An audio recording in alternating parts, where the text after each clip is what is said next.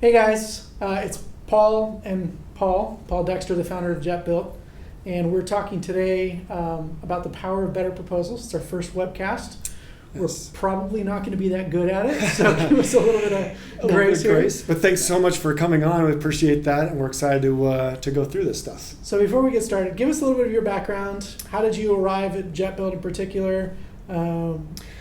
Yeah, well, my story's a little diverse, and everybody's got great diverse stories, but mine literally started where I wanted to be a rock star, and that path, maybe we all want to be rock stars or movie stars. My girl wants to be a movie star.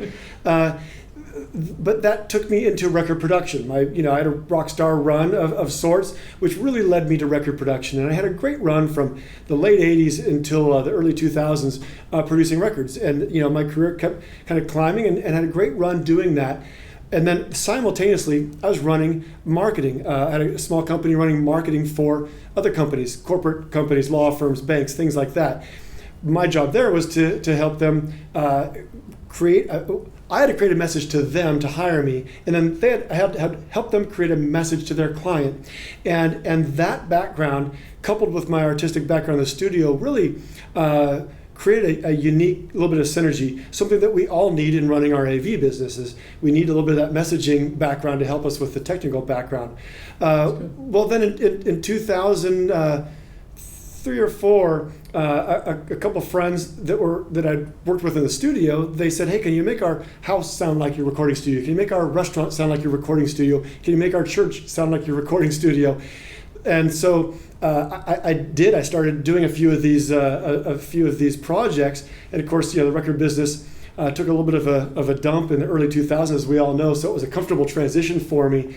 And but when I did that, I found there wasn't a solution that really coupled the marketing with the technical side of AV cohesively. So I wound up building my own, and that ultimately became Jetbuilt. 10, 11, 12 years later. Oh wow! Okay. Kind of the marriage of two worlds. That's right. That's right. So we're you had some really interesting stories, and we'll kind of get into those a little bit. But we know that most companies are started by really smart technicians, people that are really good at doing stuff, whether that's installing AV systems or building better widgets or being systems integrators. But the skill of doing something really, really well is different than the skill of being able to build a business to do that thing really well. And so talk to me a little bit. You had mentioned some of this process as being it's not just something that comes naturally for everybody. Mm-hmm. There's a lot of skills, human skills, that go into this part of selling. Right. So let's take a step back. You had mentioned that this proposal process, building better proposals, starts going all the way back to that first client meeting, that first engagement. Right. Yeah, I really like to see, the consultation is step one, and then estimation, and then presentation. Those are the three shuns, and I think I just came up with that right now. But I've had those three bullet points, but the idea that you've got consultation, estimation, presentation. So that consultation is really, really important. And we all know that first impressions are huge.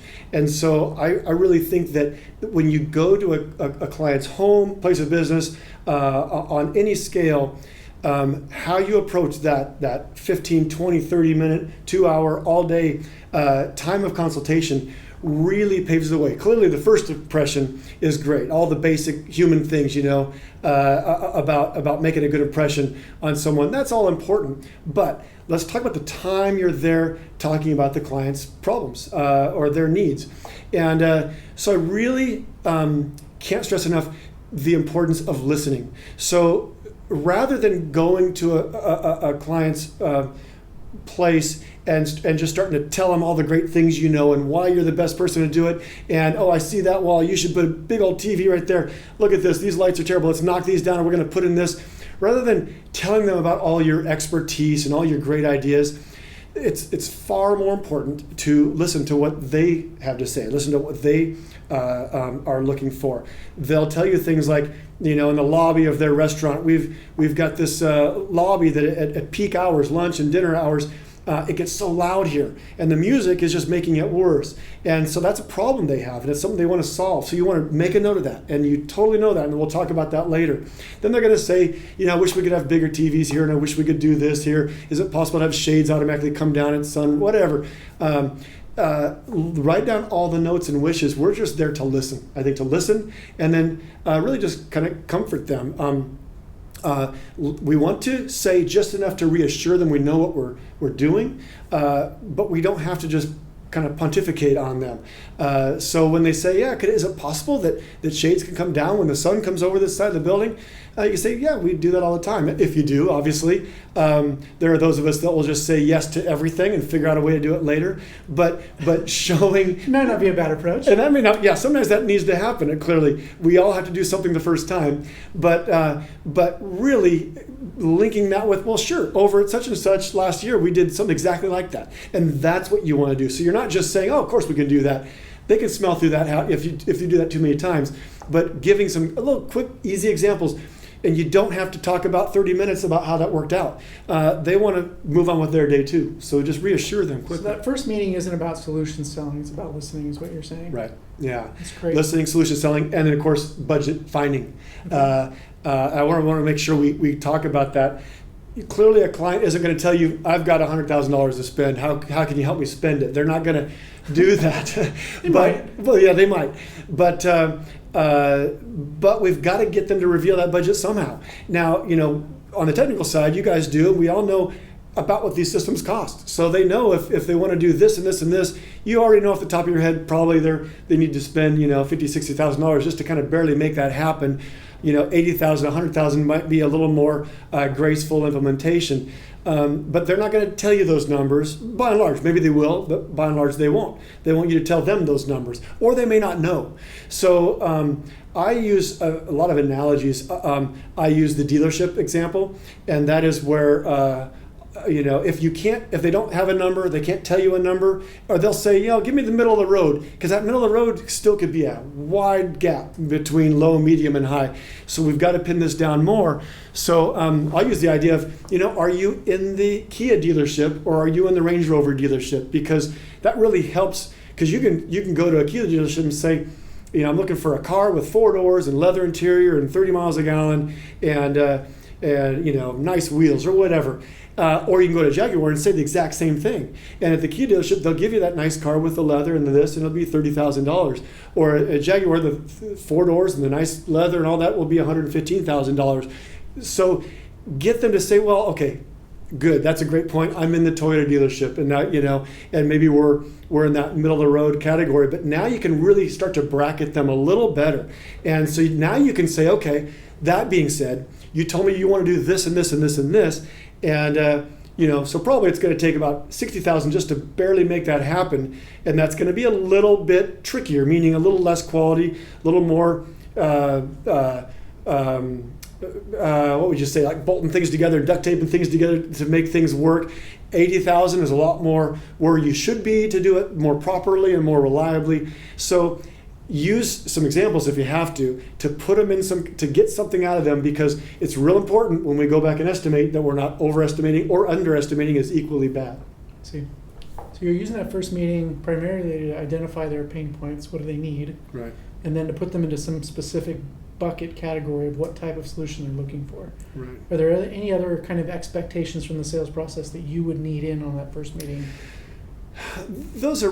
Well, there's clearly a timing thing, and we all want to know, are you guys going to jump on this tomorrow if I get you this price, I'll get my guys ready to go. We certainly don't want to sound eager like that, but we do want to know, is this something that you guys are looking to do right away? Is this something that you're planning now, you're going to budget for and do next year?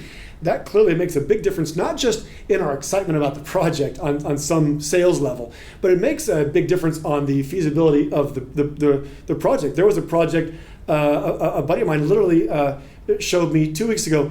He estimated using a projector that has a promotion going on, get a free lens with the projector, save $2,000, but it has to happen by this certain date. And this client wasn't looking at doing the project for a year. They just needed to get a budget. So he's selling them something that's not possible because of the timeline. So yes, you want to get a timeline from them of at least a approximate area, and then give them back a timeline of when you're going to turn this proposal around. Which is pretty critical, I'm assuming. Yeah. They need to know from a comfort level that you're going to deliver and do the things that you said you're going to do. Right. And so part of that is setting expectations on what to expect back from you, how long it should take. Yeah, how long it should take. Are there going to be any follow-up questions? Often, you may leave and you need some drawings. You could take a bunch of measurements and it'll take you an hour, or they may know the guy that's got the drawings. And so, okay, you're going to make a little list. You're going to send me some PDFs or mail me something. So definitely go over these expectations, both directions, so they know what to expect from you and whose court the ball's in, because they may leave thinking, okay, I'm waiting for that guy, and forget that he owes you drawings. And so make those expectations clear. And then when you get home, follow that up. Hey, it was great meeting you. Here's what I'm going to get you. It's going to be so many days, and here's what I'm looking for you before I can get started, things like that. I love that. So you put that all in writing. Right. That's great. Yeah, communication, I mean, we all know that. Communication is so clear. Promises that are made verbally need to be pinned down with a little bit of a follow-up email. It puts everything back into, oh yeah, remember I emailed you that the other day. If you do get into a little bit of a match on well, you said this, you don't want it to go that way, but at least having that nice thread, oh yeah, remember I sent you that email. Communication is so vital. That's good. So in terms of that first meeting, what are you looking for to happen out of that first meeting? It's not just we're not getting into solution selling, obviously. Right. You're trying to make that client feel comfortable, make them feel that that you could actually provide the solution for them. Right. Yeah, honestly, I think that first meeting, and I can count the number of jobs that I sold that job in my days of estimating on that first meeting. It was basically sold. I had people call me up on my drive home saying, I want you to do this project. I love your ideas. I love, that you understood what I wanted to do, and I want to let's make this thing happen. Before we ever talked about a price, and that is, if you can sell your job before you've ever estimated it, that's a great way to do it. So give us the flip side of that, because I'm sure you and I both walked out of meetings. Right. Well, we have two separate companies, but Sure. with the idea of leaving a meeting like, oh man, that did not go the way that I wanted it to. So what are some of the pitfalls that happen out of that first meeting that? Well, I think coming off too excited and either too anxious, maybe the client can smell that you're going through a slow time and you just want to close this thing up. And hey, if we close this tomorrow, will you sign right here? Like the used car salesman approach, right? Tell me, who are all the decision makers? What do you have going? Yeah, exactly right. Who do I really should be talking to? So clearly being too excited, too like, hey, we can do this, our guys can get out here, next week. Even if you're not excited, but you say those things, they smell that you're just a little too anxious. And I've done that. I know I've done that. Even when we're, it doesn't matter how busy you are. Selling is on some level, it's a thrill too, because you'll love beating that other guy and you love winning this project. So even if you're really busy, you're like, I just want to sell another one and like have a record week or month or year. And so it's really easy to be too anxious and be too, hey, we can get the guys out here next week. We'll start demoing. We'll get through the design stuff later, but let's just get this thing started. It's real too easy to do that, and it's real dangerous to do that. The other thing is being like that example I said before, just too many ideas. You should be doing this, and I've especially early on for me, I was really guilty of doing that. I was so excited to do my first, whatever it would be, my first Meyer speaker system, that I would probably pitch too hard. Like, hey, we should do this, we should do that. This is what Disney's doing, and you should be doing it. And that just smells bad. It just smells bad. We don't want to give them our ideas. We want to give them their ideas, And so clearly we're going to be the solution finder for this, but are we fitting a round peg in a square hole just because we want to get our first high-profile job, Which goes back to the 80-20 rule. You should be listening 80% and talking 20% in that first meeting. Exactly. Yeah. So that's the good and that's the bad of the consultation. You had another great example of, I think, a job you were working on with your brother-in-law. Yeah. So my brother-in-law does network cabling, and if he's watching, I'm super sorry about this, but I'm sure you learned from it just as much as I did. And I was young. I was an aspiring rock star, and he had a thriving network cabling company. And I was walking with him on a job through a consultation, and the client was taking us from room to room, looking at these big IT racks. And one time we left a rack, was walking down the hall, and the guy was 8 feet in front of us, and he made a joke to me about something completely unrelated. It was about where we're going to go to lunch or whatever it was about. And he starts laughing about it, and I felt really awkward because I'm thinking right now, that guy is thinking we're laughing at what he said. Like, he wants to use Cisco, whatever, that's not going to work. We're making fun of it, right? In my mind, I'm kind of projecting that's what he's thinking.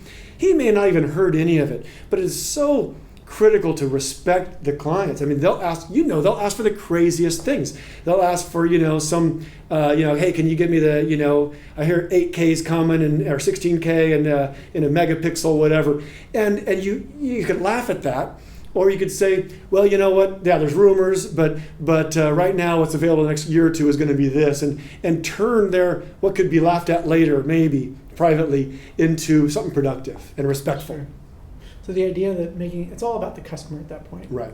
Yeah. And, there are lots of things that we do that may potentially distract it from that conversation, whether it's right. a joke or an inside joke, right. or not focusing on the customer and actually listening to that becomes critical. Right. So let's go to the next stage. Yeah. So if that first meeting is the foundation for putting together a solid proposal, what goes into the actual proposal? What happens? Yeah. So then this estimating process is clearly taking that budget we found and now matching it up with solutions that work, and that's. Now we're solution selling. And of course, this is what's happening back in your office, and you're putting these systems together for bigger projects. Clearly, small projects, hanging a TV on someone's wall, you just give them a price right then and you're done. And we're not talking about that so much today. But now you're going back and you're creating this solution. So whatever tool you're using, hopefully it's Jetbuilt, we make that real easy for you to come up with those solutions. And if this one, by the time you kind of work it down and it becomes too expensive, well, duplicate it and start scaling it back inside of Jetbuilt. Or if you're using an Excel spreadsheet, do the same thing. Save that one and let's build smaller. You've got to build something that matches their budget. I mean, I've got an example of a project I lost because I'm really a fan of let's get your number and we're going to give you the most that we can give you for that number. And in this case, the number was $50,000. And this client said, it's got to be $50,000 and then we'll do it. But his wish list was way too big. And there was no way I could get that project done for less than $55,000 with the maximum amount of corner cutting and the least amount of margin I had for my own company. And so I made the mistake of giving him that $55,000 proposal, feeling, well, it's within 10%, so and it's unrealistic. So I went ahead and made a nice, cover letter about this. I know we're above your range, but it's an undoable range, and I gave you everything I could do to get you this price. Hopefully that's going to be close enough. But I learned a lesson that day. The guy came back and said, no, I told you if it was $50,001, we're not doing it. Make it be $50,000. And I learned when they do give you a hard number, make it work, which means take a feature off to make the number and say, here's your number. We achieved your number. Phase 2 is going to be adding video or whatever, right? Because you can't get it done in the 50,000, but here's what we're going to give you at the number you gave me. So that was an example of I listened, but I kind of projected my own idea of what should happen there and know that he probably is going to come up to 55, but they just think you're trying to upsell them and that you could easily do that for 50 because that's what you guys talked about.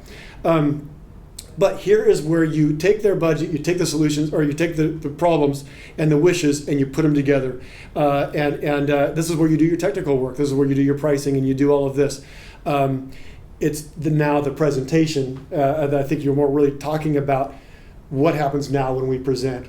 Well, I think what you said there was really brilliant. Find a solution that fits their bucket or their budget number first, and then put a solution together that's inside of that range. Right. And I think you would have known some of those things are just clear conversations you need to have. Like, if it's $1 more, is this out? Or is there some wiggle room? Yeah, exactly. And I failed on that one by not getting that, is there wiggle room, or saying, would you be willing to take less solutions, things like that. I made an assumption, and we really shouldn't be making those kind of assumptions. Not when it comes to about money, or about features, because there were probably must-haves and want-to-haves, right? Sure. And I didn't identify those. Sure. You have a slightly different approach than I see most proposals take place.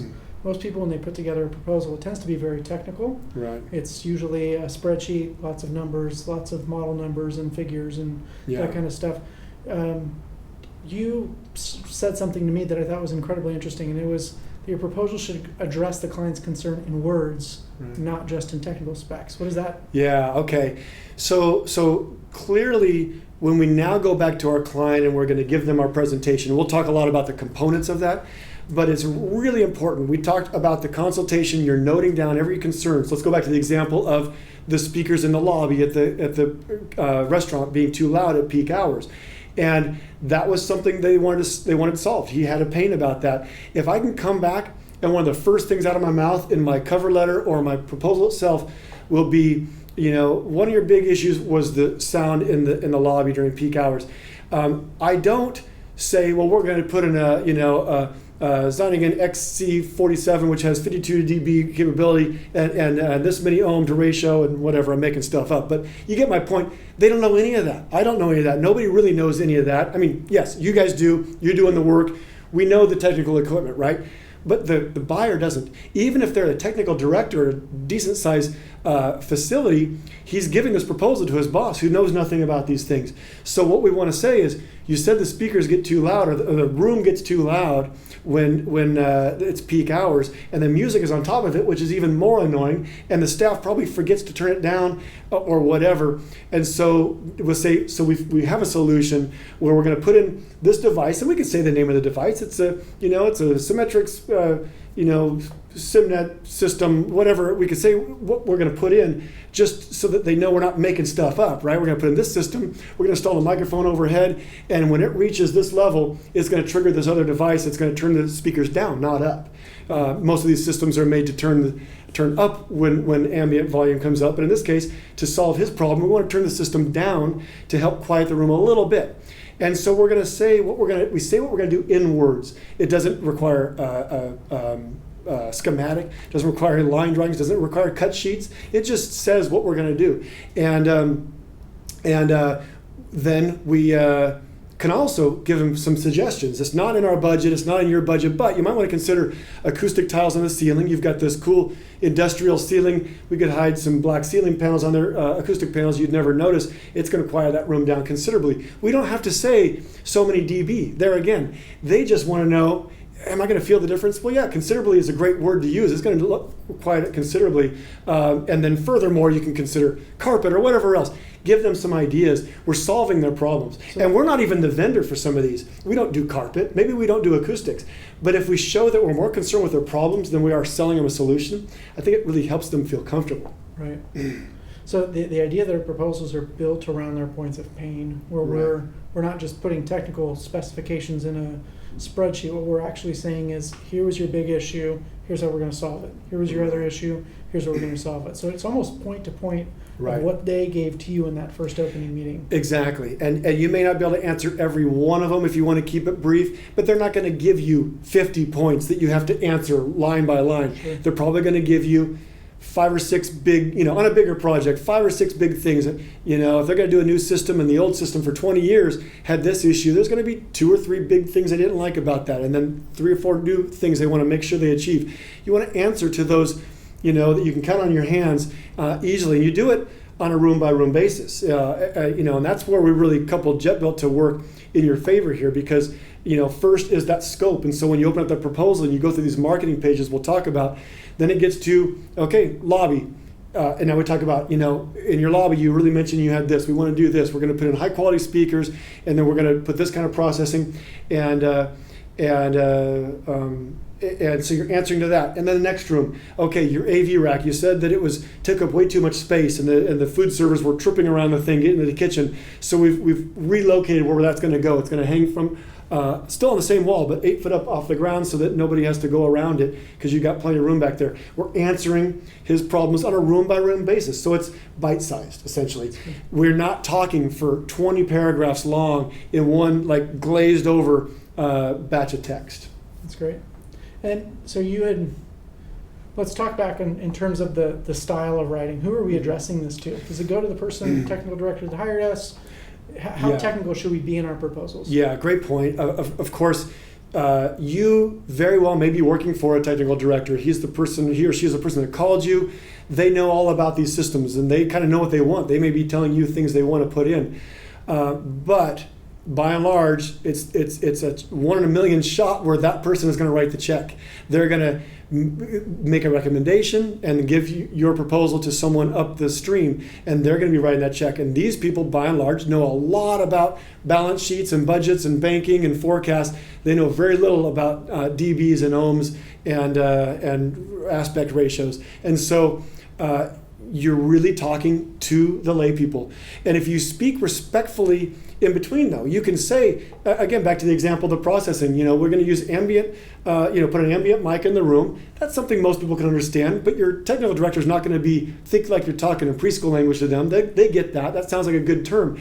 And we're going to install it where you don't notice it. It's going to measure the loudness of the room. These are technical terms. Loudness is a technical term, measuring, but you don't have to get granular with it. And then it's going to be analyzed by this processor, which is going to then feed the control system to turn things down at that point. So you're talking in lay people language. It's just really important. So you have to do both. You have to do both. You have to do the technical side, but at the same time, you need some sort of executive summary or something that's explaining the process. Yeah, and that's art. That's a craft. So clearly, the people that win are the people that can get that craft down. And so it's talking where the budget people can understand. But when this is my trick. I'll honestly do this. I write this stuff up, and then I step away. Now I come back and read it, and I read it as the technical director first. And okay, does this sound like I'm talking like below them? Does it sound like I don't know what I'm talking about? I'm being so elementary that I sound like I don't know what I'm talking about? Okay, beef it up a tiny bit. Now I'll step back and read it as the finance guy and finance woman. And am I sounding like I'm talking over their heads? If I am, I change it back. It doesn't matter if this proposal, if this paragraph takes you 40 minutes to write. If you win a $100,000 project because of it, it's time well spent. We can help you do everything else in Jetbuilt fast, but we can't write that part of art, and that's really your craft. But I believe that if you use these principles, it really does help you win over those people. You're winning over the people, and then the budget can be the highest bid, but they believe in you now. Yeah.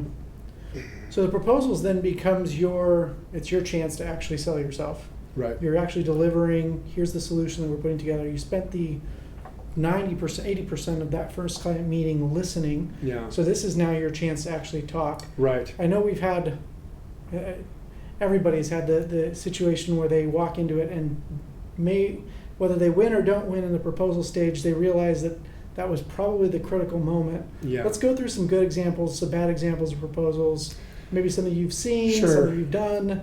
Yeah. Kind of talk through what that looks like. Well, I will take you through an example. I've got slides here. That's the reason this computer's sitting here. I've got slides here. I know they're going to show up on this TV screen. You don't need to see the detail. It's just you'll get the idea from this. And this is an example of something that actually happened. The names have been changed to protect the innocent and the guilty, but it really shows the power of proper presenting your company. So this was a pretty large scale project. I think it was a $230,000 project for a church. And so it's not the biggest, but it's not the smallest. And it needed audio, video, lighting, and control. And the proposal that lost here, it was given to me only because before they ever got my proposal, they made a decision they wanted to work with me because that consultation. So they wound up giving me this prior presentation, and because they wanted to answer a couple questions about it. So it was a rare time where I get a glimpse of seeing another proposal, and we've all experienced these rare times where someone will forward you a previous proposal. So essentially what it was this big, huge, long email. So it started up here. You've got some text. You've got like quadruple spacing text, triple spacing text. Whole proposals in an email. Whole proposals in an email. And that's the top of it. Then you scroll down and you get another page. More proposals in an email. Then you start getting some things that people don't understand what those do. Then you get some schematics. People don't understand what they do. Reverberation times. People don't understand what they do. Furthermore, what are these? So these are HTML links. And I clicked on them, and they would go to like an expired link, right? Because it was probably Amazon or. No, he saved web pages to his desktop and dragged them in. Okay, right. That's why they're not showing. Okay, up. Yeah, there was definitely one or two I clicked on that went somewhere. So, but what is anybody supposed to do with this, right? And then you've got some cut sheets for some good information there, but keep in mind, nobody's going to take the time to like weed through all that stuff, and especially back here at this text. So what's funny is, like for the speaker system, good was $25,000, better was $54,000, best was $2.5 million. That's and I awesome. think that's because there's an extra zero. I think it was $250,000. So That's quite the range, though, for it good, is better, quite the range. best. It is quite the range. It's like, would you like a Kia or a fighter jet? Right, exactly. Which one do you want? Which one do you want? But now clearly that was a mistake. But what's crazy about that mistake is it shows he didn't go back and proof it, right? And that showed the client right then, because what happens if he accidentally got the whole entire price wrong? What happens if you got the $25,000 price wrong and it's actually $50,000 and we sign off on it and he's like working behind trying to get it done and he's not making enough money? They just smell problems, with the mistakes, right? So yeah, they got good, better, best, and then on top of that, this So it flight sounds thing. like he's trying to do his bucketing or his bracketing in this proposal, and In the you never proposal. had that conversation. Yeah, and good, better, best isn't the worst thing in the world to do. It takes a lot of time and money, and I don't believe you should need to do it. But clearly giving someone a price and then giving them an option, okay, if you want to spend 10% more, or whatever the number is, we can get you these upgrades. That's maybe a better way to approach it. But good, better, best isn't the worst thing. So many clients ask for that. They say, hey, go ahead and give me good, better, and best.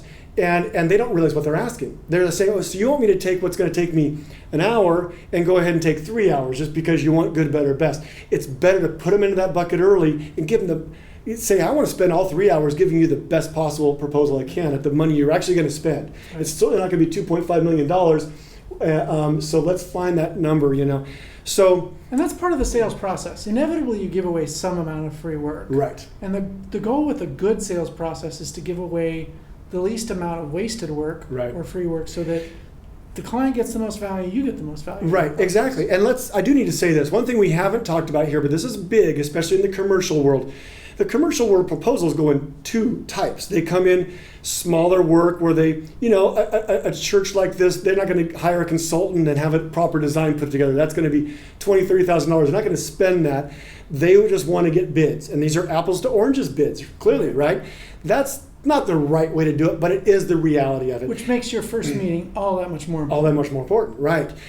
Clearly, when you get above that range, and even in that range, often when it's civic work or any more commercial work outside of maybe some of the, the church world is unique to that, there will be a design done. Like, here's the design. It's a proper bid. You're seeing the design is totally done, and you're bidding on that. That's not what we're talking about today. But we are being asked today from these clients that are wanting that. In other words, they want you to do a design for them for free and then give them a price on it. And they're asking 3 or 4 people to do that.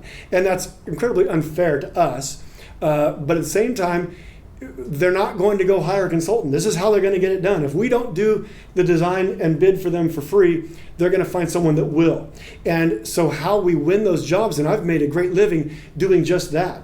My company's never bid on open bids or competitive bid. We always did this method, and we did the design. We would get paid a few $1,000s for a consultation and then a presentation on larger projects.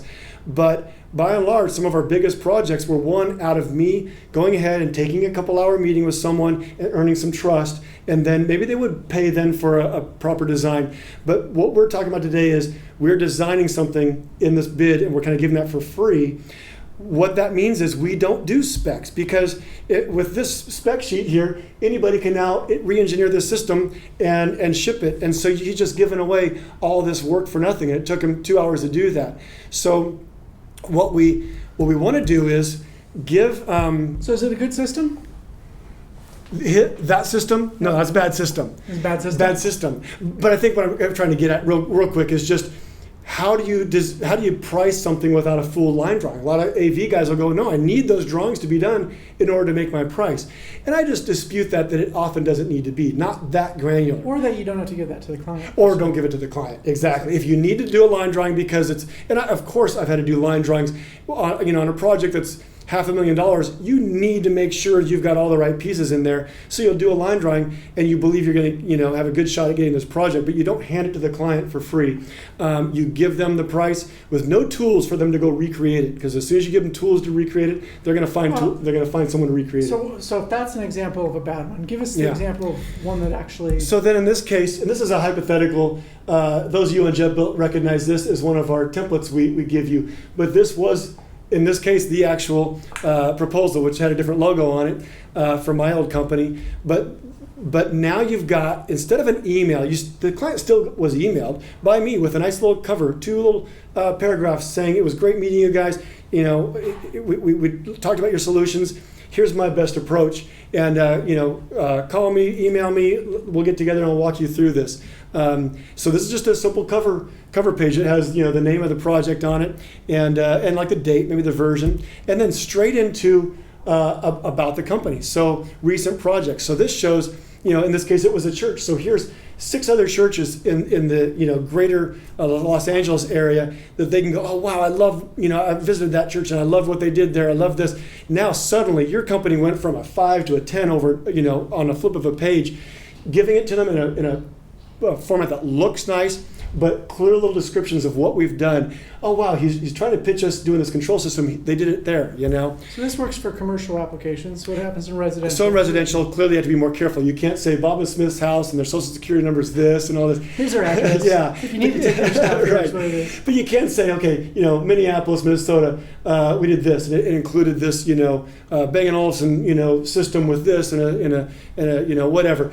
You talk about the system, say the basic city, maybe say Smith residence, So in the ideally you would county. be building something like this out for each industry vertical. If you're Right. doing residential, you have a residential Right. page, something that's giving you credibility. Exactly. Vertical and maybe a sub-vertical. So in commercial, you maybe do one for restaurants because you kind of specialize there. Right. One for schools, for sure, and then one for house of worship if you do that, and et cetera, theme parks, whatever you work in.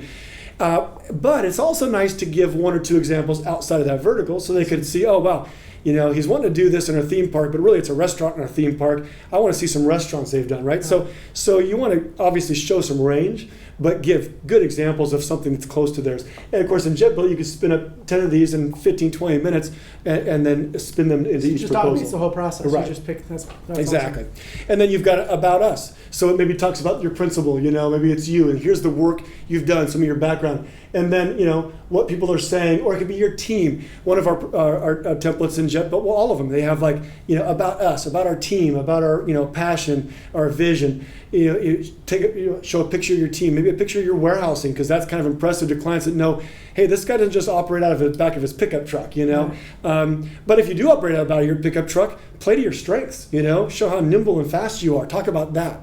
And so, because every time there's a weakness, there's a strength on the opposite side. And so I love that it's visual. It doesn't look Yeah. like it's not just an Excel spreadsheet. It's not just numbers. Right. There's something there visually that says, oh yeah, that looks beautiful. It shows that you care. Yeah, so a lot of this resource stuff that you have, even if you haven't done big notable projects, you have examples from the work from the manufacturers Right. that you install, specific Yeah. installations. There's a lot that you can do visually to actually connect with someone, not just on. Yeah, absolutely. You could put a bunch of manufacturers' logos, and so maybe you may have just been approved to be a Crestron dealer. You've never used them before, but you could put their logo on your proposal as a dealer, an authorized dealer, and you can do that. That shows strength because I know those names, and you associate yourselves with them. Anything that plays to your strengths. Then finally we get into, this is the beginning of our proposal. And so now you've got a system, and you could talk about, in one room or system or whatever it is, you start talking about how you're solving those solutions. Then after that, you get into the line items, and we don't need to look at those examples here, but then you're going to get into the line items. Some people show pricing for every single item. Some people show pricing only bundled by room or by the overall job, and that is there's advantages and disadvantages to all of those. That's a minefield, showing your client too much or too little. By and large, commercial clients need to see the line items because the accounting needs to get into those line items. They have to depreciate those items. Generally, on a residential system, you can't just get away with showing them one lump sum unless the guy happens to be an accountant, then he wants to see line items. So, obviously, again, with Jetbuilt, we make it easy just to hide and show them, and you can, you could start with the bulk pricing, and then if they demand more Or ask. or ask, yeah. But there is something to be said about that, because remember, if you show them line item pricing, here's this TV for this price and this projector for this price, they can simply hand that to anybody with a pickup truck to go out and buy that equipment. So it is a little bit dangerous. They can also go to Amazon and start price shopping you, which gets really dangerous because you're selling them on your value and your solution, not individual pieces of equipment. Right, and your expertise to actually put it in correctly and, Right, and right. configure them correctly. And Exactly. it's drastically different. I love that your PDF, and specifically the way that Jetbuilt does this, but the idea is that your proposal should be completely self-contained. Right. You're not sending an email with 43 different attachments. Exactly. You need to control that package. Exactly. Because you know what happens, going back to the example of the email proposal, everything's in an email. When she forwards it to the next person, who forwards it to the next lady, then who forwards it to the next guy, you start getting all those brackets and everything looks terrible. And if then anybody starts replying to it, now they've lost all of it. And so, versus a forward, keeps the attachments, whatever. If you've got one PDF, it's so easy for them to drag that to a fresh email, forward it, and it stays intact. When they open that up, they can't change it. I mean, not without hard work of editing that PDF. Yeah. Sure. Interesting. So you're in control of your presentation. That is so critical, to be in control of your presentation. That's good. Yeah. All right, we're wrapping up. We are wrapping up. I'm trying to figure out how many questions we should address. I think at a bare minimum, I'd love to at least talk through some of the questions on closing ratios. What's a healthy closing ratio? What's Jetbuilt designed to do and to help with that process? So I know you guys track close wins. Do we have any numbers that are associated with that? We don't. I know that, but we are going there. So, those of you that use Jetbuilt know that we've just refined our project archive. And so our dashboard shows what's in your pipeline. So you've got, $100,000 worth of projects in your pipeline, $1 million worth of projects in your pipeline. How many have come in the last 30 days? And then what your total projects in the system are. And it says right on there, as we get to know you better, we'll be able to give you more data on this. And so, but we're just refining that area. We just refined our archiving area. And so I would say the next few months, we'll be now able to start rolling out, putting in front of you what's the percentage of projects that you close, and your close ratio. But not only that, based on are you closing more residential to commercial, or if you're all in commercial, are you closing more bars and grills versus amusement parks or airports? So we really want to help you find your most lucrative projects and put those in front of you and show you where to put more of your efforts of going after those types of clients. So that's proof is something in that the we're numbers, right? I mean, exactly. At the end of the day, the goal isn't just to say, let's put together prettier proposals. It's to actually close more deals, win more business, grow your business, make more money. Right. So, right. And part of that's going to come back to how does this really help? Right. And I think most companies, most people, when you start thinking this way, when you start figuring out what do I actually need to optimize to make more money, what do I need to do to close more deals, it changes how you actually approach this process. Right. You're going to quit giving away the free work that maybe the client asked for, and actually give away the free work that the client needs, which would be a better proposal, or a better presentation, or understanding their needs specifically, as opposed to just scoping a more competitive proposal. So I think that's something that's great. I love that Jetbuilt right now is built on this kind of early adopter engaged community of people that are really diving into the numbers and the metrics specifically to help them close deals. What else is in the development path for Jetbuilt? Well, clearly we're now building out our enterprise platform, and so inside that enterprise platform for larger companies and even smaller companies that want to track individual sales people within the company is the ability to track. This salesperson has so many projects in; they're closing more projects on a monthly or annual basis than this salesperson, and so those are tools that helps further the sales. Jetbuilt is all about the sales. We're not a project solution like some other good ones out there that help you on the nuts and bolts and where this wire is supposed to plug in and some of these other project specific things. We're about the sales cycle, and so we help you really clearly get the information you need into Jetbuilt to estimate the proposal and then help you output that terrific proposal. Where we're really building is further enhancing that sales cycle. That enterprise is going to have more of those types of features.